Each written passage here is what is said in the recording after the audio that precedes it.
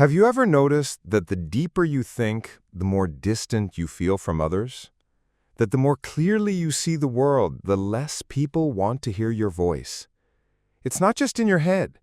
Society has always been uneasy with those who think too deeply, not because they are mistaken, but because they notice what others would rather ignore.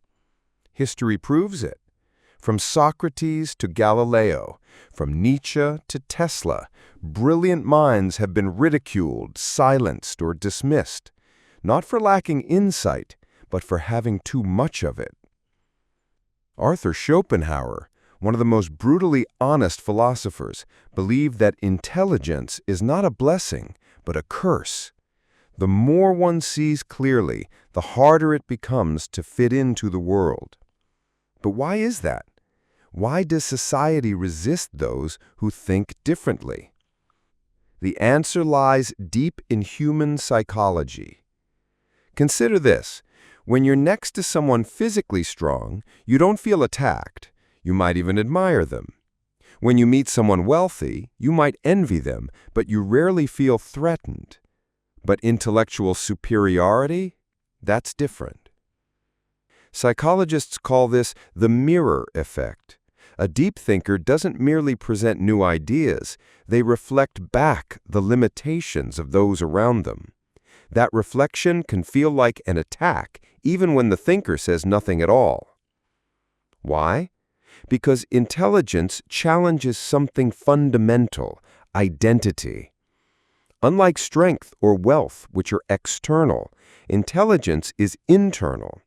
It's tied to how we see ourselves, our beliefs, our logic, our grasp on reality.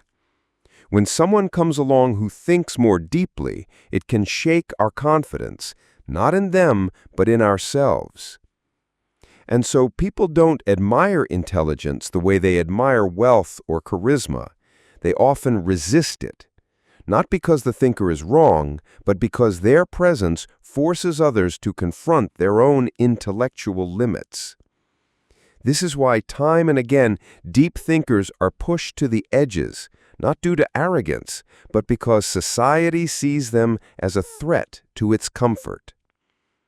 Have you ever brought up a deep or abstract idea in casual conversation only to be met with awkward silence or glazed eyes?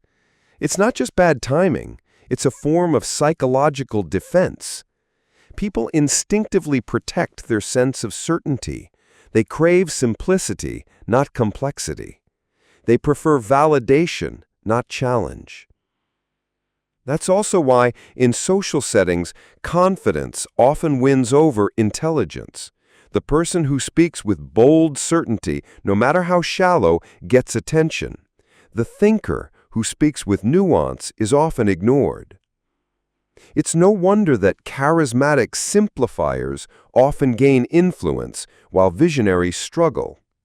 Algorithms reward outrage, not insight, emotion, not depth.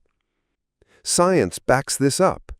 When people feel intellectually outmatched, their amygdala, the brain's fear center, activates. In simple terms, being around a deep thinker can feel like being in danger. Why? Because humans evolved for social harmony, not intellectual exploration. For most of history, survival meant belonging. Being too different meant exile. So our brains are wired to prioritize group approval over deep truth. And in group settings, this discomfort intensifies. A 2021 study at Stanford found that while people tolerate intelligence one-on-one, they feel threatened by it in groups. Social comparison kicks in. The thinker becomes a disruptor. The group instinctively tries to restore balance by ignoring, discrediting, or excluding. This is why deep thinkers often feel more at home in quiet spaces than in loud rooms. Their ideas flourish in solitude or in the company of a few receptive minds, but struggle in crowds. Cognitive biases reinforce this pattern. The Dunning-Kruger effect. Those with the least understanding often think they know the most, while the truly knowledgeable doubt themselves. Status quo bias. People prefer familiar ideas, even if flawed. The backfire effect. When confronted with contradictory evidence, people often double down on their beliefs. In today's world, these biases are amplified.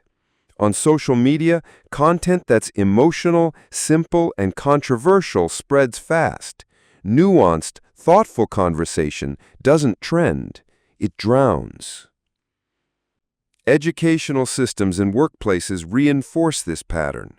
Schools say they value critical thinking, but reward obedience. Corporations claim to value innovation, but promote conformity.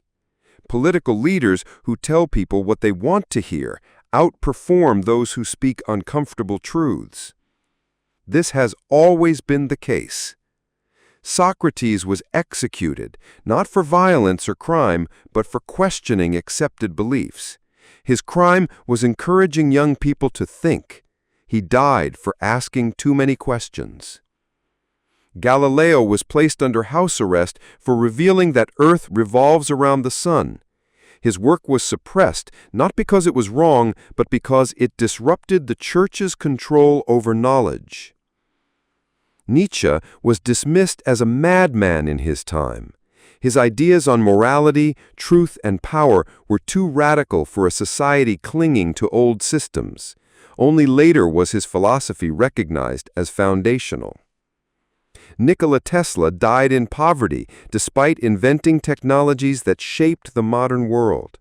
He dreamed of free energy, wireless transmission, and technological equality. But those with power saw him as a threat to profit, not as a pioneer. Alan Turing cracked Nazi codes and helped end World War II. He laid the foundation for modern computing. Yet he was chemically castrated for being gay. He died in disgrace despite being a hero. Hypatia of Alexandria, a brilliant mathematician and philosopher, was murdered by a mob for teaching reason and science in an age ruled by religious dogma. The pattern is unmistakable. Society doesn't fear intelligence, it fears what intelligence reveals. Arthur Schopenhauer argued that most people live driven by the will to live, seeking pleasure, comfort, and approval. But the deep thinker, he said, lives by a different will, the will to truth, a compulsion to understand reality, no matter how uncomfortable. Where others find joy in simple pleasures, the deep thinker sees distractions. Where others enjoy small talk and routine, the thinker sees empty ritual. This disconnection leads to loneliness, not because the thinker rejects society, but because society cannot tolerate what the thinker brings. Schopenhauer believed that the more one understands, the harder it becomes to find happiness. Intelligence, he said, brings clarity, but at a cost. You see too much. You can't unsee it. You become unsatisfied with the shallow, disillusioned by the ordinary. But he also offered a path. Embrace solitude. Let it be your sanctuary. Use it to create, reflect, and build your own meaning. Seek kindred minds, not mass approval. True connection doesn't require a crowd, just one honest, thoughtful companion. Speak wisely. Not everyone is ready to hear what you know. Choose your words and your audience carefully. In the end, Schopenhauer said, talent hits a target no one else can hit. Genius hits a target no one else can see. So if you feel like a misfit for thinking deeply, know this. You're not broken. You're just seeing farther than most. And while society may not always welcome your insight, it's voices like yours that eventually change the world.